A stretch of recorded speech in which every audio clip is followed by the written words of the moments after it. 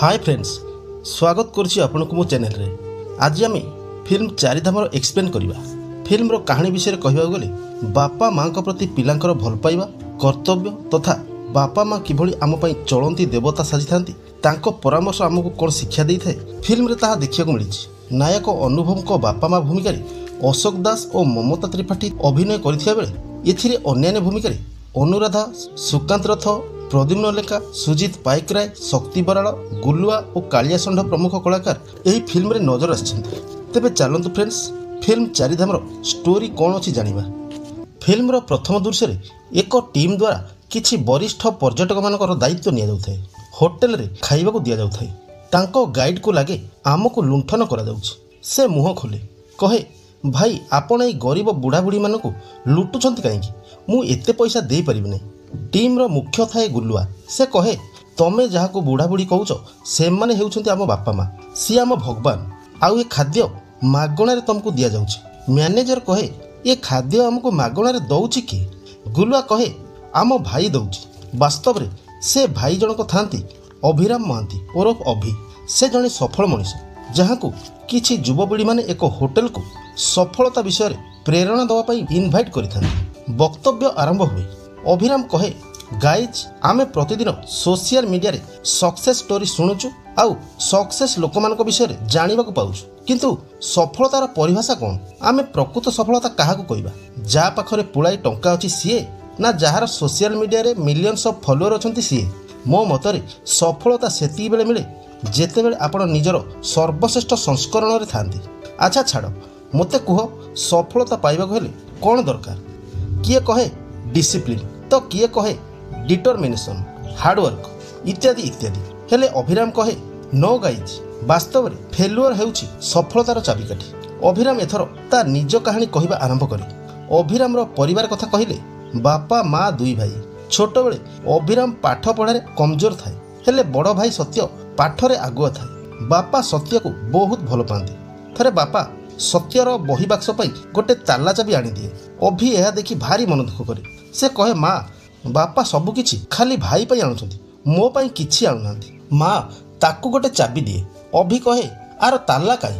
माँ कहे, पुओ ए चाबीर गोटे बड़ ताला अछि, तू बड़ हेले से ताला खोलिबो। अभि सेई दिनठू से चाबी को बेकरे लकेट करी रखे। स्कूल रे जणे झियो थाए काव्या। एपटे स्कूल रे अभिर सबुदिन दुष्टामी चालू थाए। थट्टा मजारे काव्या संगे अभिर दोस्ती हो जाए, तो सेमाने मिछि मिछिका बाहे घर को चली आसती। माँ यह देखी दुई जन को खूब पार्टी करे।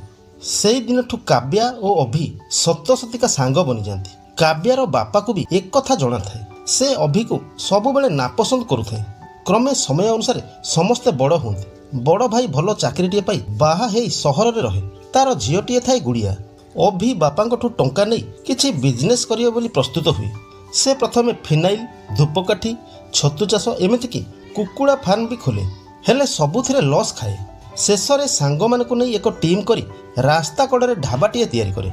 दुकानर ना रखे प्रतिभा किचेन। बापा को इम्प्रेस करिया काव्या अभि को एथिरे सहयोग करे। ढाबा तैयारी को नहीं अभिंक परिवार तथा काव्यार बापा मध्य खूब आशावादी थांती। ढाबा तैयारी काम शेष हुए। उद्घाटन पूजा पाई ढाबा को सजई दिया जाए। सेपटे उभय परिवार लोके पूजा को आसिया पाई प्रस्तुत होउथांती। एही समय रे अभिर जणे सांग गुलुआ पूजा जोग देबाकू सूरत रु आसी पहुंचे। से सांगरे किछि मद आनी थाए। समस्त को जाचे। पूजा पाई कहार इच्छा नथिले भी लोभरे पड़ी समस्त पी दियंती। ठीक एतिकी बेले श्री निवासन पुओ पवन कुमार तार किछि गुंडा मानकु नै ढाबा पाखे आसी पहुंचे। से अभि को कहे, तोते ए रास्ता कड़े ढाबा खोलिया को किए कहला? कौन तो बोपार ए जगह? यह को नहीं उभयंक मध्य बत्सा हुए। आउ तापरे भयंकर फाइट, जेउथिपाई अभिर ढाबाटी संपूर्ण नष्ट हो जाए। एतिकी बेले घर लोक आसी पहुंची जाती। माँ पचारे, अभि ये सब केमिति हिला रे पुओ? अभि कहे, माँ वर्षा पानी पवन आसला तो सेइथिरे सबु भांगीगला। हेले काव्यार बापा प्रकृत कथा जानी सारी थाए। से सबु घटना खोली कही दिए। आउ अभिर बापा को कहे, पंक गाड़िया रे पद्म फुटिबा देखिछि, किंतु तम तुलसी भली परिवार रे अभि हेउछि गोटे बिछुआती डंक। मु जानी शुणी मो झील को ये गुंडा हाथ में दे पारिबिनी, मते क्षमा कर। यह शुणी बापा भारी मन दुख करे। आउ अभि को कहे, बाना बातरंग संगे बुलुथिलु संभाळुथिली, एबे को गुंडा गर्दी कलुनी? छी, ଏହା କହି ବାପା ପତ୍ନୀ ପ୍ରତିଭାକୁ ନେଇ ସେଠାରୁ ଚାଲିଯାଏ। ଅଭି କାବ୍ୟା କଥା ରଖି ତା ବାପାକୁ ଯେତେ ବୁଝେଇଲେ ବି ସେ ବି କାବ୍ୟାକୁ ଭିଡ଼ି ଭିଡ଼ି ନେଇ ସେଠାରୁ ଚାଲିଯାଏ। ଏହାପରେ ସମସ୍ତେ ନିଜ ନିଜର ଭୁଲ ବୁଝିପାରନ୍ତି। ଏସବୁ କାଣ୍ଡ ପାଇଁ ସମସ୍ତେ ଗୁଲୁଆକୁ ଦୋଷୀ କରନ୍ତି। ଗୁଲୁଆ ସମସ୍ତଙ୍କୁ ଆଜିଠୁ ମଦ ନ ପିଇବା ପାଇଁ ଶପଥ କରାଏ। କାଳିଆ କହେ କିଣିକିରି ସିନା ପିଇବାନି, ମାଗଣାରେ ଯେଉଁଠି ମିଳିବ କ'ଣ ପିଇବାନି? ଅଭି କହେ ହେଲେ ମାଗଣାରେ ମଦ ମିଳୁଛି କେଉଁଠି? ତ ଗୁଲୁଆ ତାଙ୍କୁ ଏକ ବାରକୁ ନେଇକରି ଯାଏ। ସେଠାରେ ସମସ୍ତେ ଫୁଲ୍ ମଦ ପିଅନ୍ତି, ନାଚ ଗୀତ କରନ୍ତି। ସବୁ ସରିଲା ପରେ ଅଭି ଘରକୁ ଫେରେ। ଦେଖେ ତ ଭାଇ ଭାଉଜ ଆସିଛନ୍ତି। କାରଣ କ'ଣ ବୁଝିଲା ବେଳକୁ ବାପା ତାକୁ ଖୁବ୍ ଗାଳି କରେ, ଭାଇ ତାକୁ କେୟାରଲେସ୍ କହେ। ଆଉ ଝିଆରୀ କହେ ଚାଚୁ ଜେଜେମାକୁ ଆଲଜାଇମସ୍ ରୋଗ ହେଇଛି, ସେ ଧୀରେ ଧୀରେ ସମସ୍ତଙ୍କୁ ଭୁଲିଯିବେ। ଭାଉଜ କହେ ତମେ ମାଆକୁ ଡେଲି ଡେଲି ଯେମିତିଆ ଟେନସନ୍ ଦେଉଛ ନା, ତାଙ୍କ ଦେହ ଖରାପ ହେବନି ତ ଆଉ କ'ଣ? ଅଭି ମାଆର ଏମିତି ଅବସ୍ଥା ଦେଖି ବହୁତ ଦୁଃଖୀ ହୁଏ। ମା କହେ ତୁ ବ୍ୟସ୍ତ ହନାରେ ଅଭି, ହୋଟେଲ ପୂଜା ପାଇଁ ଟିକେ ଉପାସ କରିଥିଲି ତ ସେଥିପାଇଁ ମୁଣ୍ଡଟା ଟିକେ ବୁଲେଇ ଦେଲା। ସତ୍ୟ ବ୍ୟସ୍ତତା କଥା କହି ଘରୁ ବିଦାୟ ନିଏ ଆଉ ବାବାଙ୍କୁ ନିଜର ଖ୍ୟାଲ ରଖିବ ବୋଲି କହିଯାଏ। ବାପା ସତ୍ୟକୁ କିଛି ଟଙ୍କା ମାଗିଥାଏ, ଯାହାକୁ ନେଇ ବାଟରେ ସତ୍ୟ ଆଉ ପ୍ରମିଳା ଭିତରେ ଖୁବ୍ କଥା କଟାକଟି ହୁଏ। ଏହାର କିଛି ସମୟ ପରେ ହଠାତ୍ ମା ପ୍ରତିଭା ଅଭିର ବାପାକୁ କହେ ପୁଅ ବୋହୂ ପରା ଆଜି ଘରକୁ ଯିବେ, ମୁଁ ତାଙ୍କ ପାଇଁ କ'ଣ ଦିଟା ବନେଇ ଦେଉଛି, ତାଙ୍କୁ କହିଦିଅ ଖାଇକିରି ଯିବେ। ଅଭିର ବାପା କହେ ଆରେ ସେମାନେ ପରା କେବେଠୁ ଚାଲିଗଲେଣି, ତମକୁ କହିକିରି ଗଲେ। ମା ଆଶ୍ଚର୍ଯ୍ୟ ହୁଏ। ବାପା ଏଥିପାଇଁ ପ୍ରମିଳାକୁ ଔଷଧ ଦିଏ ଆଉ କହେ ଏ ଔଷଧ ଖାଇଦିଅ, ସବୁ ଠିକ୍ ହେଇଯିବ। ବାପା ପ୍ରତିଭାକୁ ଠିକ୍ ବୁଝିପାରୁଥାନ୍ତି। ସେପଟେ ପବନ କୁମାର କାବ୍ୟାକୁ ବିବାହ କରିବେ ବୋଲି ମନସ୍ଥ କରିଥାଏ। ସେ ଥରେ କାବ୍ୟାର ବାପା ପାଖକୁ ଆସେ ଆଉ ତା ମନ କଥା କହେ। କାବ୍ୟାର ବାପା କହେ ତମ ବାପା ଗୋଟେ ମୋର ମିସ୍ ଅଣ୍ଡରଷ୍ଟାଣ୍ଡିଂ ପାଇଁ ମୋ କଣ୍ଟ୍ରାକ୍ଟକୁ କ୍ୟାନସେଲ କରିବା ପାଇଁ ବସିଛନ୍ତି। ତମ ବାପାକୁ କହି ମୋର କାମଟା ଟିକେ କରିଦିଅ। ପବନ କହେ କଥା କ'ଣ କି ମୋ ବାପା ଗୋଟେ ନୂଆ ଘରଟେ କରିଛନ୍ତି, ସେ ଘରଟିକୁ ତାଙ୍କ ବୋହୂକୁ ଗିଫ୍ଟ କରିବେ। ତମ କଣ୍ଟ୍ରାକ୍ଟ ସାଇନ୍ କରିବାକୁ ହେଲେ ତାଙ୍କୁ ଗୋଟେ ବୋହୂ ଦରକାର। କାବ୍ୟାର ବାପା ଏ କଥାକୁ ଠିକ୍ ବୁଝିପାରେ ଆଉ ଝିଅକୁ ବୁଝାଏ। କାବ୍ୟା ଏସବୁ କଥା କହିବାକୁ ଅଭିକୁ ଏକ ରେଷ୍ଟୁରାଣ୍ଟକୁ ଡାକେ। ସେଠାରେ ଗୁଲୁଆ ବି ଭେଟ ହୁଏ। କଥା କଥାରେ ସେମାନେ ଟିକେ ନାସ୍ତା କରନ୍ତି। ଅଭି କାବ୍ୟା ଫୋନରୁ ବିଲ୍ ପେ କରେ। ଗୁଲୁଆକୁ ଏହା ଠିକ୍ ଲାଗେନି। ସେ କହେ ତୁ ଗୋଟେ ମାଇ ପିଲାଠୁ ପଇସା ଝଡ଼େଇ ଏଠି ବସି କୁଲ୍ଫି ପିଉଛୁ, ଶୁଣୁ ଆମ ସୁରଟରେ ଏମିତି ହୁଏନି। ଅଭି କହେ କାଇଁ ତୁ ଦେଇଦେଲୁନୁ? ଗୁଲୁଆ କହେ ଆଜି ଗୁରୁବାରଟା ତ, ମୁଁ ଗୁରୁବାରରେ କାହାକୁ ପଇସା ଦିଆନିଆ କରେନି। ଦୁହିଁଙ୍କର ଏଇ ନୋକଝୋକ ଦେଖି କାବ୍ୟା କହେ ତମର ଏ ବେକାରିଆ କଥା ବନ୍ଦ କର। ମୋ ବାପା ସିଆଡ଼େ ପବନ କୁମାର ସାଙ୍ଗେ ମୋ ବାହାଘର କରିଦେବ ବୋଲି ମୋ ଟେନସନ୍ ବଢ଼ିଗଲାଣି। ତମେ କିଛି ଗୋଟେ ସଲ୍ୟୁସନ୍ ବାହାର କର। ଅଭି କାବ୍ୟାକୁ ଥଟ୍ଟା କରେ, କହେ ବଢ଼ିଆ କଥା, ତୋ ବାପାକୁ କହିବୁ ମଟନ୍ କରିବ, ଆମେ ଯାଇ ଖାଇବୁ। କାବ୍ୟା ରାଗି ଯାଇ ଅଭିର ଆଇସ୍କ୍ରିମ୍ ଛଡ଼େଇ ଫୋପାଡ଼ି ଦିଏ। ଗୁଲୁଆ କହେ ତୋର ତ କାମଧନ୍ଦା ନାହିଁ, ତୁ କ'ଣ କରିବୁ? ଅଭି କହେ ମୁଁ ଭାବିଛି ଗୋଟେ ଆଇଫୋନ୍ କିଣିବି ଆଉ ଗୋଟେ ୟୁଟ୍ୟୁବ୍ ଚ୍ୟାନେଲ୍ ଖୋଲିବି। ଗୁଲୁଆ କହେ ହଁ ବଢ଼ିଆ ହେବ, ସେଥିରେ ଇଣ୍ଟରେଷ୍ଟିଂ କଣ୍ଟେଣ୍ଟ ପକାଇଲେ ମିଲିୟନ୍ସରେ ଭ୍ୟୁ ମିଳିବ ଆଉ ତୋର ବଢ଼ିଆ ରୋଜଗାର ହେବ। କାବ୍ୟା କହେ ଆରେ ସେତେବେଳକୁ ମୋ ବାପା ମୋତେ ସେ ପବନ କୁମାର ସାଙ୍ଗେ ବାହା କରେଇ ଦେଇଥିବ। ଅଭି ରାଗି ଯାଇ କହେ ସେ ପବନ କୁମାର ମୋତେ ଚିହ୍ନିନି, ତା ଘଣ୍ଟିକାକୁ ଛିଡ଼େଇ ନେଇ ଦେଶୀ କୁକୁରକୁ ଖୁଆଇଦେବି, ତୋ ବାପାକୁ କହିଦେବୁ। ଏସବୁ ପରେ ଅଭି ଘରକୁ ଫେରେ। ଏପଟେ ଘରକୁ ଡାକ୍ତର ବାବୁ ଆସନ୍ତି। ଶାନ୍ତନୁ ବାବୁ ଓ ଡାକ୍ତରଙ୍କ ଭିତରେ ଅଭି ମାଆର ସ୍ୱାସ୍ଥ୍ୟକୁ ନେଇ କିଛି କଥାବାର୍ତ୍ତା ଚାଲେ। ଏହି ସମୟରେ ପ୍ରତିଭା ଦେବୀ ତାଙ୍କ ପାଇଁ ଚାହା ନେଇ ଆସୁଛି ବୋଲି କହିଯାଏ। ଡାକ୍ତର କହେ ମୁଁ ଯାହା ଦେଖୁଛି ଭାଉଜଙ୍କ କଣ୍ଡିସନ୍ ଭଲ ନାହିଁ, ତାଙ୍କ ସ୍ୱାସ୍ଥ୍ୟରେ କିଛି ବି ସୁଧାର ଆସିନି। ତମେ ତାଙ୍କୁ ଔଷଧ ଠିକ୍ ସମୟରେ ଦେଉଛ କି ନାହିଁ? ଶାନ୍ତନୁ ବାବୁ କହେ ହଁ ମୋତେ ବି ସେମିତି ଲାଗୁଛି, ଏ ଔଷଧ ଗୁଡ଼ା ଆଉ କିଛି କାମ ଦଉନି। ଏତିକି ବେଳେ ରୋଷେଇ ଘରେ ଏକ ଶବ୍ଦ ଶୁଭେ। ଦୁହେଁ ଦୌଡ଼ି ଯାଆନ୍ତି, ଦେଖନ୍ତି ତ କ୍ଷୀର ଉତୁରି ସବୁ ଢାଳି ହେଇଯାଇଛି। ପ୍ରତିଭା ଦେବୀ ସେଠାରେ ଡାକ୍ତରଙ୍କୁ ଦେଖି କହେ ଭାଇ ନମସ୍କାର, ଆପଣ କେତେବେଳେ ଆସିଲେ? ଟିକେ ରୁହନ୍ତୁ, ମୁଁ ଆପଣଙ୍କୁ ଚାହା ବନେଇକିରି ଦେଉଛି। ଏହାପରେ ପ୍ରତିଭା ଅଭିର ବାପାକୁ କହେ ହଇଓ ତମ ଦି ଜଣଙ୍କର ଯଦି ଚାହା ପିଇବାର ଇଚ୍ଛା ଥିଲା ମୋତେ କହିଲନି, ତମେ କ୍ଷୀର ବସେଇ ଦେଇ ସିଆଡ଼େ ବାହାରେ ବସିଛ, ଏଣେ କ୍ଷୀର ସବୁ ଉତୁରି ଗଲାଣି। ଏହା ଶୁଣି ଦୁଇ ଜଣ ଚିନ୍ତାରେ ପଡ଼ିଯାଆନ୍ତି। ଡାକ୍ତର କହେ ଶାନ୍ତନୁ ବାବୁ ତାଙ୍କ ରୋଗ ବହୁତ ବଢ଼ିଗଲାଣି, ଏ ସମୟରେ ତାଙ୍କୁ ଅଧିକରୁ ଅଧିକ ଖୁସି ଦିଅ, ତାଙ୍କୁ ଆଦର କର ଆଉ ତାଙ୍କର ଆଗରୁ ଯାହା ଇଚ୍ଛା ଥିଲା ତାହା ପୂରଣ କରିବାକୁ ଚେଷ୍ଟା କର। କାହିଁକି ନା ଭାଉଜଙ୍କର ଏବେ ଯାହା ଅବସ୍ଥା, ଅତି ବେଶୀରେ ଆଉ 6 ମାସ ପରେ ସେ ସମସ୍ତଙ୍କୁ ଭୁଲିଯିବେ। ତମେ ସମସ୍ତେ ତାଙ୍କ ପାଇଁ ଅଚିହ୍ନା ହେଇଯିବ। ଶାନ୍ତନୁ ବାବୁଙ୍କ ଆଖିରେ ଲୁହ ଆସିଯାଏ। ତାଙ୍କର ଅତୀତର ଏକ ଘଟଣା ମନେ ପଡ଼େ। ଏହି ସମୟରେ ଅଭି ଆସି ଘରେ ପହଞ୍ଚେ ଆଉ ବାପାଙ୍କର ସବୁ କଥା କାନ ଦେଇ ଶୁଣେ। ବାପା କହେ 1999 ମସିହା ମୁଁ ସେତେବେଳେ ଯାଜପୁରରେ ମୋହରିଆର ଭାବେ କାମ କରୁଥିଲି। ଆମେ ସମସ୍ତେ ସେଇଠି ଥିଲୁ। ପ୍ରଳୟଙ୍କରୀ ମହାବାତ୍ୟାରେ ଆମ ଘର ବୁଡ଼ିଗଲା। ସେତେବେଳେ ମୋ 2 ପୁଅ ଛୋଟ ଥିଲେ। ଆମେ ତାଙ୍କୁ ଧରି ଛାତ ଉପରକୁ ଚଢ଼ିଗଲୁ ଆଉ ଠାକୁରଙ୍କୁ ଆକୁଳ ପ୍ରାର୍ଥନା କଲୁ, ହେ ପ୍ରଭୁ ଆମକୁ ଏ ବିପଦରୁ ରକ୍ଷା କର। ଆମେ ତମ ଚାରିଧାମକୁ ଯାଇ ତମକୁ ନିଶ୍ଚୟ ଦର୍ଶନ କରିବୁ। ତାପରେ ସବୁ ଠିକ୍ ହେଇଗଲା। ସେତେବେଳେ ପ୍ରତିଭାର ଏଇ ମାନସିକ ଥିଲା। ମୋର ତ ସାରା ଜୀବନ କୋର୍ଟରେ କଟିଗଲା। ଘରର କାମ, ପିଲାଙ୍କ ପାଠପଢ଼ା ସବୁ ପ୍ରତିଭା ବୁଝୁଥିଲା। ଭାବିଲି ରିଟାୟାରମେଣ୍ଟ ଟଙ୍କାରେ ପ୍ରତିଭାକୁ ଟିକେ ଚାରିଧାମ ବୁଲି ଆଣିବି। ହେଲେ ମୋର କୁଳାଙ୍ଗାର ପୁଅ ଅଭି ସବୁ ଟଙ୍କା ବର୍ବାଦ କରିଦେଲା। ଏବେ ବଡ଼ ପୁଅ ଆଗରେ ସବୁବେଳେ ହାତ ପତେଇବାକୁ ପଡ଼ୁଛି।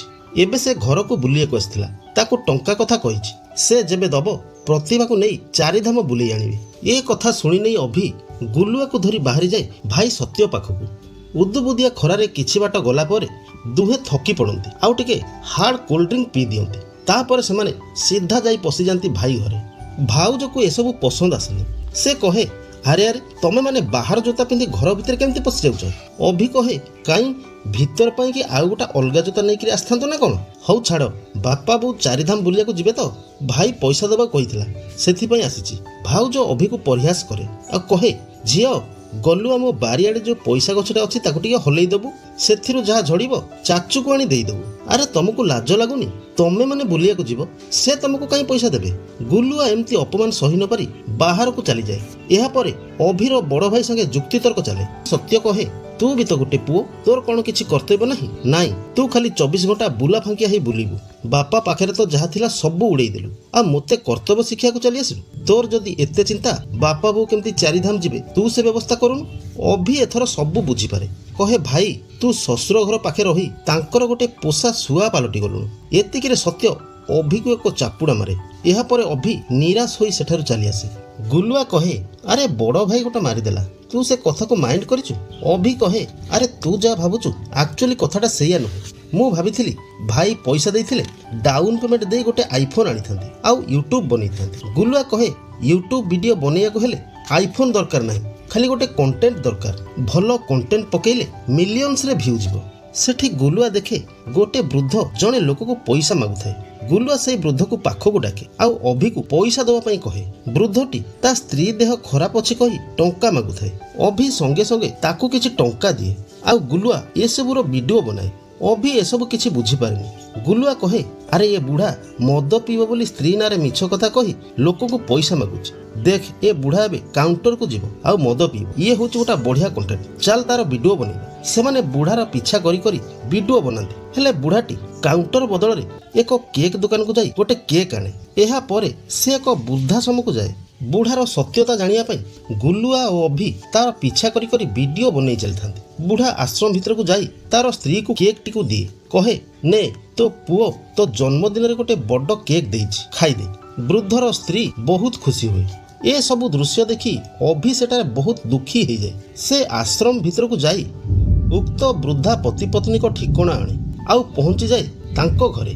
ସେଠାରେ ପୁଅ ବୋହୂଙ୍କଠୁ ଜାଣିବାକୁ ପାଏ ସୋସାଇଟିରେ ବାପା ବୋଉଙ୍କ କାର୍ଯ୍ୟକଳାପରେ ଅପମାନିତ ହେବାରୁ ପୁଅ ବୋହୂ ସେମାନଙ୍କୁ ବୃଦ୍ଧାଶ୍ରମରେ ଛାଡ଼ିଛନ୍ତି ଆଉ ତାଙ୍କ ଦେଖାଶୁଣା ପାଇଁ ଆଶ୍ରମକୁ ମାସିକ 10,000 ଟଙ୍କା ଦେଉଛନ୍ତି। ଅଭି ତାଙ୍କୁ କହେ, ଯେଉଁ ମା ତମକୁ 10 ମାସ ଗର୍ଭରେ ରଖି ଜନ୍ମ ଦେଲା ତାକୁ 10,000 ଟଙ୍କା, ଆଉ ଯେଉଁ ବାପା ତମକୁ ମଣିଷ କରିବାକୁ ସାରା ଜୀବନ ଅକ୍ଳାନ୍ତ ପରିଶ୍ରମ କଲା ତା ପାଇଁ ବୃଦ୍ଧାଶ୍ରମ, ବାଃ ବଢ଼ିଆ ପୁରସ୍କାର ତାଙ୍କୁ ଦେଇଛ। ଏହା କହି ସେମାନେ ସେଠାରୁ ଚାଲି ଆସନ୍ତି। ଗୁଲୁଆ ଏସବୁର ଭିଡ଼ିଓ ବନେଇ ସୋସିଆଲ ମିଡ଼ିଆରେ ପୋଷ୍ଟ କରିଦିଏ, ଯାହାକୁ ଦେଖି ଲୋକଙ୍କ ଭିତରେ ଖୁବ୍ ପ୍ରତିକ୍ରିୟା ଚାଲେ। ଏଥର ଗୁଲୁଆ କହେ, ସାଙ୍ଗ ଖରାପ ଭାବିବୁନି, ତୁ ପା କହୁଥିଲୁ ଏବେ ତୋ ଭାଇ ଯଦି ତୋ ବାପା ପାଇଁ ପଇସା ଦେଇଥାନ୍ତା ତୁ ସେଥିରେ ଗୋଟେ ଆଇଫୋନ୍ କିଣିଥାନ୍ତୁ, ତୁ କୋଉ ଭଲ ଲୋକ। ଏଥର କଥାଟା ଅଭିର ମୁଣ୍ଡରେ ପଶେ। ସେ ଘରକୁ ଫେରେ। ରାତି ଅନେକ ହେଇଯାଇଥାଏ। ବାପା ଅଭିକୁ ଦେଖି ଖୁବ୍ ପାଟି କରେ। କହେ, ସମୟ ଜ୍ଞାନ ବୋଲି ତୋର ଟିକେ ବି ଦାୟିତ୍ୱ ନାହିଁ। ସକାଳୁ ଯାଇକି ରାତି ଅଧରେ ଫେରୁଛୁ, କୁଆଡ଼େ ଯାଇଥିଲୁ ଏତେବେଳେ ଯାଏ? ଅଭି ନମ୍ର କଣ୍ଠରେ କହେ, ବାପା ଗୁଲୁଆ ସାଥିରେ ଗୋଟେ କାମରେ ଯାଇଥିଲି ଆଉ ମୁଁ ସିଆଡ଼ୁ ଖାଇକିରି ଆସିଛି। ବାପା ପୁଣି ଉଚ୍ଚ ସ୍ୱରରେ କହେ, ତୋ ପାଇଁ ଘରେ ରୋଷେଇ ହେଇଥିଲା ପରା, ତୁ ଏମିତି ଖାଦ୍ୟ ନଷ୍ଟ କରିବୁ? ତୋର ଯଦି ଟିକେ ରୋଜଗାର ଥାନ୍ତା ତେବେ ଯାଇ ତୁ ଖାଦ୍ୟର ମୂଲ୍ୟ ବୁଝିଥାନ୍ତୁ। କୁଳାଙ୍ଗାର କୋଉଠିକା, ତୋତେ ଜନ୍ମ ଦେଇକି ମୁଁ କି ପାପ କରିଥିଲି କେଜାଣି? ତୁ ଏମିତିଆ କଥା ଶୁଣି ଅଭି ମନ ଦୁଃଖରେ ଶୋଇପଡ଼େ। ମା ଆସି ଅଭିକୁ ବୁଝାସୁଝା କରାଇ ଖୁଆଏ। ଅଭି କହେ, ମା ଏ ଦୁନିଆରେ ଏମିତି ଲୋକ ଅଛନ୍ତି ଯିଏ ନିଜ ବାପା ମାଆକୁ ବି ଭୁଲି ଯାଉଛନ୍ତି। ମା କହେ, ନାଇଁ ପୁଅ, ସେମାନେ ତାଙ୍କ ଜଞ୍ଜାଳ ଭିତରେ ରହି ନିଜ ବାପା ମାଆକୁ ଭୁଲି ଯାଆନ୍ତି। ଏଇ ଦେଖୁନୁ ମୋତେ ଗୋଟେ କି ରୋଗ ହେଇଛି ଯେ ମୁଁ ବି ତମକୁ ଭୁଲି ଯାଉଛି। ଛୋଟବେଳେ ଥରେ ସତ୍ୟର ଦେହ ଖରାପ ହେଇଥିଲା। ମୁଁ ମାନସିକ କରିଥିଲି ଚାରିଧାମ ଦର୍ଶନ କରିବି ବୋଲି, ହେଲେ ସଂସାର ଜଞ୍ଜାଳ ଭିତରେ ରହି ମୁଁ ମୋ ଠାକୁରଙ୍କୁ ବି ଭୁଲିଗଲି। ସେଇଥିପାଇଁ ବୋଧେ ଠାକୁର ମୋ ପିଲାମାନଙ୍କୁ ମୋତେ ଦୂରେଇ ଦଉଛି। ଏହା ଶୁଣି ଅଭି ଭାବ ବିହଳ ହୋଇଉଠେ। କାନ୍ଦି କାନ୍ଦି ମାଆକୁ କହେ, ତୁ ସେମିତି ଆଉ ଜମା ବି କହିବୁନି, ମୁଁ ଅଛି ପରା, ତୋର କିଛି ବି ହବାକୁ ଦେବିନି। ଏହା ପରେ ଅଭି ଗଭୀର ଚିନ୍ତା କରେ ମାଆକୁ କେମିତି ଚାରିଧାମ ଦର୍ଶନ କରିବ। ସେ ଗୁଲୁଆକୁ ସବୁ କଥା ଜଣେ। ଗୁଲୁଆ କହେ, ଆରେ ସାଙ୍ଗ, ମୋ କ୍ରେଡିଟ୍ କାର୍ଡଟା ବ୍ଲକ୍ ହେଇଯାଇଛି ତ, ନହେଲେ ମୁଁ ସବୁ ଖର୍ଚ୍ଚ ମ୍ୟାନେଜ କରିଦେଇଥାନ୍ତି। ଏହା ପରେ ଅଭି ତା ବାଇକ୍ଟିକୁ ବିକିଦିଏ। ମୁସ୍କିଲରେ 15,000 ଟଙ୍କା ମିଳେ। ଗୁଲୁଆଠୁ ବାକି 2,000 ଟଙ୍କା ନେଇ ଜଣେ ଟ୍ରାଭେଲ ଏଜେନ୍ସି ପାଖକୁ ଯାଏ। ସେଠାରେ ଜଣାପଡ଼େ ଚାରିଧାମ ପାଇଁ ବସ୍ ବୁକିଂ ବାବଦକୁ 1,70,000 ଦରକାର। ଅଭି ପୁରା ନିରାଶ ହେଇଯାଏ। ଏହି ସମୟରେ ଅଭିକୁ ଶୂନ୍ୟରେ ଏକ କଥା ଶୁଭେ। ସତେ ଯେମିତି କେହି କହେ, ତମେ ଜଗାର ଶରଣରେ ପଶିଯାଅ, ସେ ତମକୁ ନିଶ୍ଚୟ ବାଟ ଦେଖାଇବ। ଏହା ଶୁଣି ଅଭିର ଖୁସି କହିଲେ ନ ସରେ। ସେ ସିଧା ଆସି ବାପାଙ୍କୁ କହେ, ବାପା, ଭାଇ କହିଛି କାଲି ଆମେ ଚାରିଧାମ ବାହାରିବା। ବାପା ସାଙ୍ଗେ ସାଙ୍ଗେ ekଥା ପ୍ରତିଭାକୁ ଜଣାଏ। କହେ, ହଇଓ ଶୁଭୁଛି, ଆମ ସତ୍ୟ ଆମ ଚାରିଧାମ ଯିବା ପାଇଁ ବ୍ୟବସ୍ଥା କରିଦେଇଛି। ମୋ ମନ ଆଜି ବହୁତ ଖୁସି। ମୁଁ ଯାଉଛି ତାକୁ ଟିକେ ଫୋନ୍ କରେ। କିନ୍ତୁ ଅଭି ବାପାଙ୍କୁ ଅଟକାଇ ଦିଏ। କହେ, ବାପା, ଭାଇ ଏବେ ବ୍ୟସ୍ତରେ ଥିବ। ଏତିକିରେ ବାପା ପ୍ରତିଭାକୁ କହେ, ଏବେକୁ ଏ ଅଭିର ଗୁଣ୍ଡାଗର୍ଦ୍ଦି ବହୁତ ବଢ଼ିଯାଇଛି।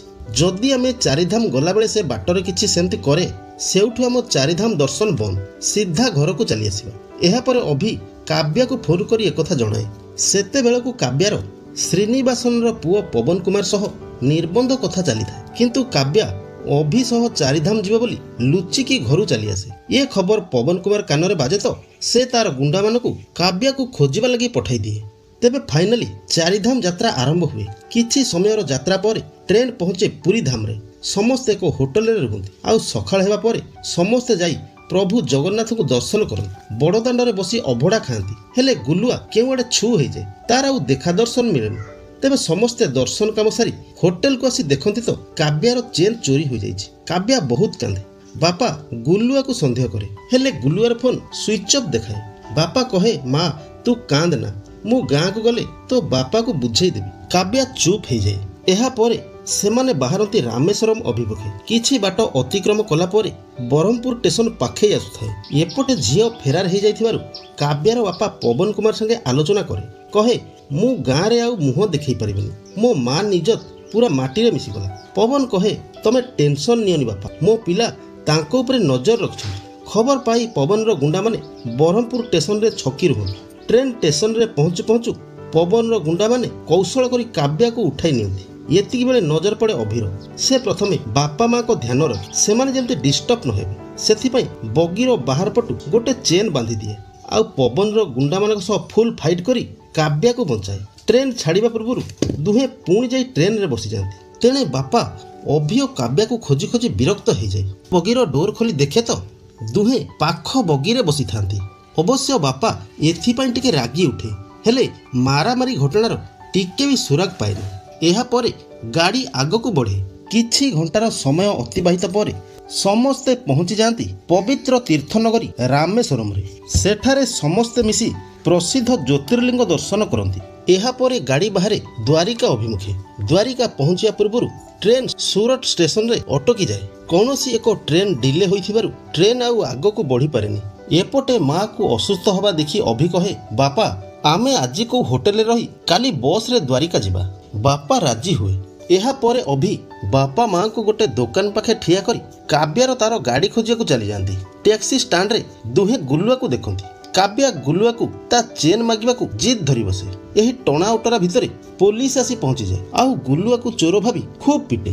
ଅଭିକୁ ଏସବୁ ଠିକ୍ ଲାଗେନି। ସେ କୌଣସି ପ୍ରକାର ପୋଲିସ ଓ କାବ୍ୟାକୁ ବୁଝାସୁଝା କରାଇ ଗୁଲୁଆକୁ ନେଇ ଆସେ। ଆଉ ସବୁ ସତ କଥା କହିଦିଏ। ସେ କାବ୍ୟାକୁ କହେ, ସେଦିନ ପୁରୀରେ ମୁଁ ଗୁଲୁଆକୁ କହି ତମ ଚେନ୍ ଚୋରାଇଥିଲି। ଏହା ଶୁଣି କାବ୍ୟା ଭିତରୁ ଭାଙ୍ଗି ପଡ଼େ, ବହୁତ କାନ୍ଦେ। କହେ, ସମସ୍ତେ କହୁଥିଲେ ତୁ ମୋତେ ଠକୁଛୁ ବୋଲି, ହେଲେ ମୁଁ କାହା କଥା ବିଶ୍ୱାସ କରୁନଥିଲି। ତୁ ମୋତେ ସେତେବେଳେ ବି ଠକୁଥିଲୁ, ଆଉ ଏବେ ବି ଠକୁଛୁ। ତୁ କେବେ ବି ମୋତେ ଭଲ ପାଇନୁ। ମୋ ବାପା ଠିକ୍ କହୁଥିଲା, ମୁଁ ଆଉ ତୋ ସାଙ୍ଗେ ରହିବିନି। ସେ ତାର ବାପାକୁ ଫୋନ୍ କରି ସବୁ କଥା ଜଣାଏ।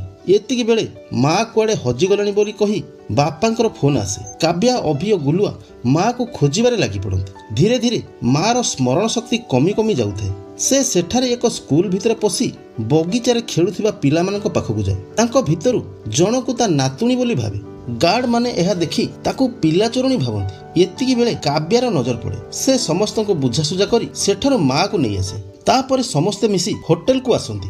अभि आउ काव्यार झगड़ा विषय बापा माँ को किछि जणा नथाय। तापर दिन सकाळ अभि घरे नथाय। काव्या तार ड्रेस पत्र पैकिंग करी घर को बाहर। अभिर बापा पचारे तो से कहे मु बापा को न कही चली आसथिली। से एकुटिया भारी हैरान होउथिबे। बापा कहे ठीक कहिछु रे माँ, से तते केते मन पकाउथिबे। तू जा, अभि आसिले मु ताकू कहिदेबी। माँ काव्यार पुंगुळा बेक देखि ता बेकरु चेन बाहर करी ताकू पिंधाई दिए। दुहे ताकू खुशी खुशी विदाय दियंती। अभि घर को आसी खबर पाइबा परे गुलुआ को धरी काव्या पाखकु धाई जाए। काव्या को सॉरी कहे, रिक्वेस्ट करे। एही समय रे काव्यार बापा और पवन कुमार एक गाड़ी नहीं आसी पहुंची जाती। काव्या सबु प्रत्याख्यान करी ता बापा साथी रे चली जाए। अभि निराश होई काव्यार चेन बिकी बंचिथिबा अवशिष्ट टंका को ता हाथ को बढ़ाई दिए। आ कहे एथिरो जहा खर्च होईची तुमको मु परे फेराई देबी। गुलुआ भी निराश थाए। से अभि को सांग बोली गोटे अनुरोध करे। कहे अभि मु सुरट रे ऑटो चलाउछि बोली आम घरे कहबुन। मो बापा जमी बिकी बहु कष्ट रे मते इंजीनियर पढ़ाइथिला। से जदि जानिबो जीवन हारिदब। शेषरे से अभि को किछि टंका दिए। कहे ने रखी था, तोर किछि काम रे आसीबो। एहा परे बापा माँ और अभि मिसी एक बस रे द्वारिका पहुंचती। सेठारे भगवान विष्णु को द्वारिकाधीश मंदिर दर्शन करती। बापा पड़िशा घरे बांटिबाकू अभि को भोग किणवाकू कहे। अभि पाखरे बेसी टंका नथाए। हेले एई दर्शन बेले जणे एमिति लोक सह अभिर भेट हुए जे ताकू भोग किणवाकू किछि पैसा दिए। सबु सरिला परे समस्ते होटेल को आसंती। एपटे मार स्वास्थ्य अवस्था आहुरी बढ़ी जाए। बापा कहे अभि तो मार देह खराब हेई जाउछि। तू शीघ्र बद्रीनाथ पर टिकेट काटदे। आमे बद्रीनाथ दर्शन करी शीघ्र घर को पळेबा। अभि चिंतार पड़ जाए कारण ता पाखरे समस्त टंका खर्च हो सारी। एतिकी बेले तार नजर पड़े ताकू साहाय्य करिथिबा सेई लोक उपरे। अभि ता पाखकू जाए। देखे तो स्वामी स्त्री झगड़ा होउछंती आउ तांकर गोटे कुनी झियो चुपचाप ही बसिछि। अभि कहे अरे भाई तमर गोटे गेल्ही झियोटे अछि, तमे दुहे झगड़ा कई लागुछ। लोक जनक अभि पाखकू आसे। दुहे निज निज परिवार विषय रे कथबार्ता हुंती। लोक जनक कहे मु प्रतिवर्ष एठाकू आसे। एठी कंस महाराज आखड़ा रे कुस्ती प्रतियोगिता हुए। मु कुस्ती खेल रे भाग नहीं बहुत थर पैसा जीतिछि। एबे मो झियो को कैंसर आउ मो कांधर भी इंजुरी अछि। तथापि मो झियो पई मु ए मैच खेलिबी आउ जेमिति हेले टंका जीतिबी। से अभि को पचारे भाई तुमको भी तो टंकार दरकार अछि। तमे मो सांगरे चलो कुस्ती खेलिबो। जी जीतिबो सी पुरस्कार पाइबो। एहा परे दुहे जाई पहुंची जाती आखड़ा शाल रे। गोटिक पर गोटिए मैच जीति उभय पटुरु एई दुई जण फाइनल को उत्तीर्ण हुंती। दुईंको भितरे शेष मैच चले। एतिकी बेले अभिर सई कुनी झियो कथा मने पड़े आउ से जानी शुणी मैच हारी जाए। लोक जनक सबु बुझी पारे आउ कांदीबाकू लागे। से माइक धरी ता मन कथा कहे भाई माने मु जीवन रे आजि जाई एमती मनुष्य देखि नथिली जिए निजर दुख असुविधा को पछरे पकाई मोते मैच जितेइछि। प्रकृतरे ए भाई होउछि असल विजेता। मोते टंकार दरकार जेतिकी अछि ताकू भी सेतिकी अछि। कारण से तार बापा माँ को चारिधाम दर्शन कराइबाकू आनी पैसा असुविधारु बड़ चिंतारे अछि। से पुरस्कार टंका सबको अभि को दिए। हेले अभि मना करे कहे ए टंकारे तमे तम झीर चिकित्सा करिवो। मु ए टंका नै कोन करबी? जेबे झियो भलो होई जिवो मते सबु किछि मिलि जिवो। शेषरे लोक जनक अभिर बापा माँ को निज माँ बापा कही ता हाथ को किछि टंका दे दिए। ए सब घटना को किछि ऑडियंस और किछि मीडिया निज निज मोबाइल रे रेकॉर्ड करुथांती। ता परदिन अभिर वीडियो सेठारे भाइराल हेबाकू लागे। शह शह लोके अभि पई प्रार्थना करंती। एहा परे अभि बापा माँ को धरी बद्रीनाथ अभिमुखे बाहरी जाए। बाट सारा अभि बापा माँ को खूब जत्न नेउथाए, तांको पाद सेवा करुथाए। सेमाने बद्रीनाथ पहुंचवा पूर्वरु हठात बापा गंगा आलती करिया पई कहे तो समस्ते ऋषिकेश स्टेशन रे उल्हाई पाखरे थिबा गंगा नदी रे आलती करंती। चाहू चाहू सेठारे मार देह पूरा सीरियस हो जाए। अभि तुरंत माँ को नहीं सेठाकार एक हॉस्पिटल रे भर्ती करे। सेते बेलकू अभिर वीडियोटी गुजरात रु ओडिशा को व्यापी सारी थाए। बड़ भाई सत्य पाखरे वीडियोटी पहुंचु पहुंचु से तुरंत माँ पाखक बाहरे। पत्नी प्रमीला ताकू अटकाइबाकू चेष्टा करे। सत्य कहे अरे कौन चाहुच तमे? मु जीविनी। अरे से पुरा मोर माँ मते जन्म देइछि। प्रमीला चुप हो जाए। एहा परे सत्य तुरंत जाई ऋषिकेश रे पहुंचे आउ हॉस्पिटल जाई माँ को भेट करे। माँ सत्य को चिन्ही पारेनी। बापा कहे तू आसिलु भारी बहुत भल है रे पुओ। सत्य कांदिबाकु लागे कहे बापा काम बाहाना करी मु तुमको बहुत ठकिछि। बापा कहे तू सेमिति काई भाबुछु तू परा आम स्वप्न पूरा करिछु तू पैसा न देइथिले आमे कोन चारिधाम बुलिया को आसी परिथांतु। सत्य एहा सुनी आश्चर्य हुई सामना रे अभि ठिया होई भाई को चुप रहिया पई इशारा दउथाय। एहा परे सत्य अभि को कहे बापा को आखिरे मु सब बेले सुन्ना पिला ही रहिली आउ तू सेमती बाळुंगा ही रहि गलु। आज जेतेबेले तू बापा मां को शेष इच्छा पूर्ण करिया पई एते किछि करूछु ता परे भी बापा को लागुछि मु ताको पई सब किछि करूछि। मु तो भाबिथिली बापा को आज सब कथा कहि दैथांती तू काई मते मना कलु। अभि कहे भाई छोट बेले जेतेबेले मां हमको रामायण कहानी सुनाउथिला मु सेतेबेले राम चरित्र रे तुमको देखे मु जानिनी मु लक्ष्मण हेई पारछि कि नाही हेले तमे मो आखिरे सबु बेले राम हेई रहिबो। अभि मुहरु एमिति कथा सुनी सत्य आखिरे लुह आसी जाए। एपटे मां रो देह टिके सुस्थ हेबारु ताको डिस्चार्ज मिल जाए। समस्ते बद्रीनाथ जीवा पई प्रस्तुत होती। अभि आगरु एक टूरिस्ट बस बुक करि सरिथाय। सत्य कहे अरे अभि मोते टिके कहलुनु मु भी तम सहित टिके बद्रीनाथ जाइथांती हेले एई समय रे प्रमिला फोन करी झियर देह खराब अछि बोली कहे मु एबे जाई परिबिनी तमे एका झिय को नै हॉस्पिटल रे एडमिशन कर दियो मां देह बहुत खराब मु बापा संगे बद्रीनाथ जीवी। हेले बापा सत्य को पार्टी करे कहे गोटे पुअर दायित्व अपेक्षा गोटे बापार दायित्व रे बेसी गुरुत्व थाए। जदि गोटे छुआ आगरे ता बापा ठिया ही जाए ना ता देह अधा भल हो जाए। मो कथा मान तू घर को जा। सत्य बापा कथा मानी घर को आसीबा को बाध्य हुए। सत्य आसिला बेले अभि को किछि टंका जाचे। अभि कहे भाई ये पैसा मोते दबा अपेक्षा तू बापा को हाथ में देले मोते खुशी लगिवो। सत्य बापा को किछि टंका देई घर को बाहरे। एहा परे बापा माँ अभि एक टूरिस्ट बस धरी बद्रीनाथ दर्शन पई आगो को बढ़ंती। किछि दूर गला परे रास्ता जाम पई सेठाकार प्रशासन बस अटकाई दिए। अभि सेमाने को जेते रिक्वेस्ट कले भी सेमाने बस जीवा को दियंतिनी। एतिकी बेले सेठारे दुई जण बाइक चालक अभि को देखि डाक मारंती। सेमाने अभिर भाइराल वीडियो देखि ताको आगरु जानि थांती। अभि तांको पाखकु जाए जणे कहे जदि सेमाने बस छाडु नाहंती ताहले तमे मो बाइक नै जाओ। अभि बहुत खुशी हुए और ताको धन्यवाद जणाए। तांको साहाय्य रे बाइक रे बापा मां को मंदिर पर्यंत नै जाए आउ दर्शन कराए। एहा परे सेमाने एक साधु पाकु जांती। साधु बाबा अभि को कहे तमे तम पिता माता को चारिधाम दर्शन करैलो एथिरे तमरो केते जन्मर पुण्य उदय होईछि। जदि ए पर्यंत तम पिता माता को आनिच ताहले एठारु तांकु सत्वपंत्र यात्रा निश्चित कराओ जहाकु स्वर्ग यात्रा बोली मानती। एहाकु भगवान ब्रह्मा विष्णु महेश्वरଙ୍କ तप्तस्थल कुहा जाए। पांडव माने चारिधाम को आसी एही रास्ता रे स्वर्गारोहण करथिले। तमे तम पिता माता को अवश्य एही यात्रा कराओ। प्रभु जदि चाहिबे निश्चय चमत्कार हबो। एहा परे अभि बापा मां को सतपंथ यात्रा कराइबा लगी पिठी सवारी वाला को डाकिबाकु जाए।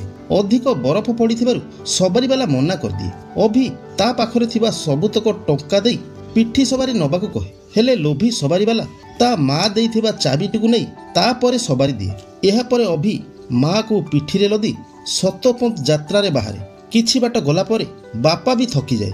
एबे अभि चिंतारे पड़ी जाए। एपटे आउ एक चमत्कार घटे। सत्य घर को फेरिया बेले स्टेशन रे स्त्री प्रमिलार फोन आसे। से सत्य को क्षमा मागे आउ कहे तमे बापा बों को सांगरे जाओ। गुड़िया देह एते भी खराब नाही मु ताको संभाली नेबी। एहा परे सत्य आउ एक सवारी नै अभि पाखे पहुंची जाए। एथर दुई जण मिसी कांधरे सवारी करी बापा मां को सतपंत्र यात्रा पूरा करंती। बापा सत्य ठारू अभि विषय रे सबु कथा जानी पारे। तांको आखि छलछल हो जाए। से अभि को कहे मु सबु बेले भाबुथिली जीवन रे कोन पाइली। मु सबु बेले भगवान को निंदुथिली तांको बाटर जाई मु कोन पाइली। एबे मु जानिली तो परी गोटे हीरा पाइछि। तो भलिया पुओ को जन्म देई मु किछि भूल करिनी। अभि कहे आम ठारू भाग्यवान पुओ ए जगत रे आउ किए अछि बापा। आज आमे एई स्वर्ग रे ठिया ही आम भगवान को पाइछु। हठात माँ अभि आउ सत्य को डाके कहे मोते भारी थंडा लागिलानी रे चालो घर को जिबा। अभि को अनुभव हुए माँ रो स्मरण शक्ति फेरी आसीची। समस्तंको खुशी कहिले न सरे। एहा परे समस्ते खुशी खुशी घर को फेरती। एपटे काव्या और तार बापा अभिर एही महत काम विषय जानी क्रमे तांकर निष्पत्ति बदली जाए। से श्रीनिवासन सह ए विषय आलोचना करुथिया बेले पवन आसी तांको लाइसेंस कैंसिल करने को बापा को कहे। एथिरे काव्यार बापा कहे मो झियो ठीक कहूथिला जी बापा को सम्मान दबा शिखिनी सी मोते आ मो झियो को कौन सम्मान देव। मु ठीक निष्पत्ति नहीं। एहा परे सेठारे अभि आसी पहुंचे। କାବ୍ୟା ତାର ଭୁଲ ବୁଝି ସାରିଥାଏ। ସେ ଅଭିକୁ ଦେଖି ବହୁତ ଖୁସି ହୁଏ। ମଜା ମଜାରେ କହେ, ଆଉ ଟିକେ ଡେରିରେ ଆସିଥିଲେ ମୋ ଭୋଜି ଖାଇ ଯାଇଥାନ୍ତି। ଏହାପରେ ଅଭି ଟ୍ରାଭେଲ ଏଜେନ୍ସି ଖୋଲିବା ପାଇଁ ଏକ ବ୍ୟାଙ୍କରେ ଯାଇ ପହଞ୍ଚେ ଲୋନ୍ ପାଇଁ। କାଗଜପତ୍ରର କିଛି ଉଣା ଥିବା ଦର୍ଶାଇ କ୍ୟାସିୟର ତାକୁ ମନା କରେ। ହେଲେ କେହି ଜଣେ ତମକୁ ଅଲବତ ଲୋନ୍ ମିଳିବ ବୋଲି କହେ। ସେ ଥାଆନ୍ତି ଜନତା ବ୍ୟାଙ୍କର ଜେନେରାଲ ମ୍ୟାନେଜର ଦିଲ୍ଲୀପ କୁମାର ଦାସ। ସେ କହେ, ମୋତେ ଚିହ୍ନି ପାରୁଛନ୍ତି ସାର୍? ଆପଣଙ୍କର ସେଦିନର ସେ କଥା ମୋ ଆଖି ଖୋଲି ଦେଇଥିଲା। ମୁଁ ତା ପରଦିନ ଯାଇ ମୋ ବାପା ବୋଉଙ୍କୁ ଆଶ୍ରମରୁ ନେଇ ଆସିଲି, ଆଉ ଏବେ ସେମାନେ ଖୁସିରେ ମୋ ସାଙ୍ଗରେ ରହୁଛନ୍ତି। ସାର୍, ଆପଣଙ୍କ ଭଳି ସଫଳ ମଣିଷଙ୍କ ପାଇଁ ଆମ ବ୍ୟାଙ୍କ ସର୍ବଦା ଖୋଲା ଅଛି। ଅଭିକୁ ବ୍ୟାଙ୍କରୁ ଲୋନ୍ ମିଳେ। ସେ ଟ୍ରାଭେଲ ଏଜେନ୍ସି ଖୋଲି ପରବର୍ତ୍ତୀ ସମୟରେ ସଫଳ ହୁଏ। ତେବେ ଏସବୁ କାହାଣୀ ଅଭି କିଛି ଯୁବପିଢ଼ିମାନଙ୍କୁ କହୁଥାଏ। ସେ କହେ, ସଫଳତା କ'ଣ ମୁଁ ଏଇ ଚାରିଧାମ ଯାତ୍ରାରୁ ଜାଣିଲି। ତାଠାରୁ ବଡ଼ କଥା ହେଲା, ଭଗବାନଙ୍କୁ ପାଇବାକୁ ହେଲେ କୋଉ ମନ୍ଦିର, ମସଜିଦ କି ଚର୍ଚ୍ଚ ଯିବା ଦରକାର ନାହିଁ। ଆମ ଘରେ ହିଁ ଆମ ଭଗବାନ ଅଛନ୍ତି। ସେ ହେଉଛନ୍ତି ଆମ ଜନ୍ମ କଲା ବାପା ମା। ଯଦି ତାଙ୍କୁ ଆମେ ଖୁସି, ସ୍ନେହ ଆଉ ଶ୍ରଦ୍ଧା ଦେବା ନା, ତାହେଲେ ସଫଳତା ଆପେ ଆପେ ମିଳିଯିବ, ଆଉ ଜଣେ ଫେଲୁଅର ସକ୍ସେସ୍ ହେଇପାରିବ। ଏହା ଥିଲା ଫିଲ୍ମ ଚାରିଧାମର କାହାଣୀ। ଯଦି କାହାଣୀଟି ଆପଣଙ୍କୁ ଭଲ ଲାଗେ, ଲାଇକ୍ କରିବାକୁ ଭୁଲିବେନି। ପୁଣି ଉପସ୍ଥିତ ହେବି ଆଉ ଏକ ନୂଆ ଫିଲ୍ମର କାହାଣୀକୁ ନେଇ। ଜୟ ହିନ୍ଦ।